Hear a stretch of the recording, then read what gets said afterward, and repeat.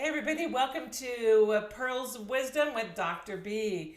So one of the things I wanted to talk to you about is psychosocial stressors in pregnancy, during the prenatal period, and the profound effect those have on the development, the fetal development, and to setting the stage for the neurobiology of dis-ease for the rest of the life of that child. When moms have a high level of perceived stressors. And when we talk about perceived stress, we need to understand that the way I perceive stress versus the way somebody else perceives stress, it can be radically different depending on how our brain has been programmed. And that actually is programmed from ancestors going back, as what we know in the research now is about 14 generations. We inherit this epigenetic inheritance, so to speak, of our parents and our ancestors' adaptation to stress.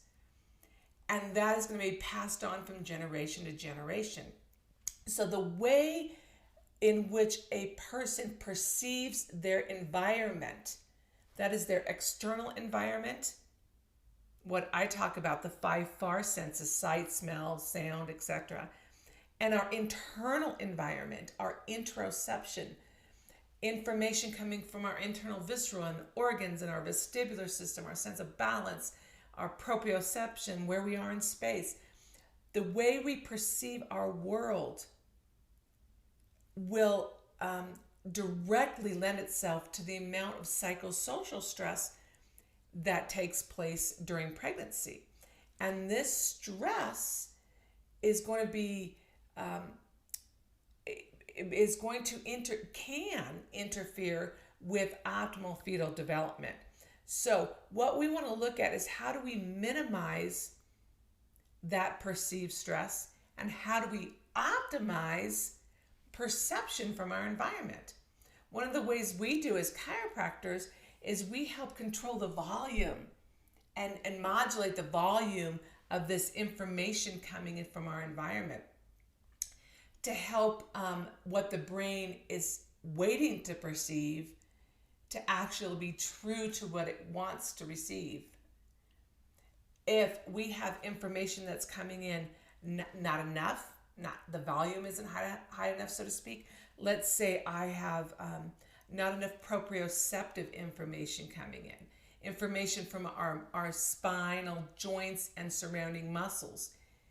That volume of information may be coming in too low, and that may offset information coming in from the auditory system.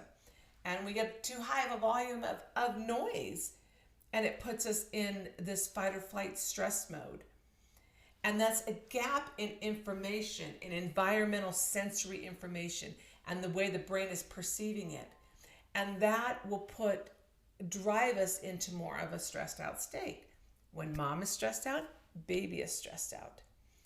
And then what we see along these lines is it keeps mom in a fight or flight, or what I call a limbic lock and load mode. And this lends itself to that child later on being stuck in a sensory defensive or a defensive survival-based mode. And that leads to a domino effect of neurophysiological breakdowns and neurodevelopmental breakdowns. So keep that in mind when you're working with moms and moms-to-be. You're not just working with them. You're working, what I say is I'm working with you, but I'm working for two. I'm really helping to regulate your nervous system, your ability to adapt and perceive your environment, and also that of your babies.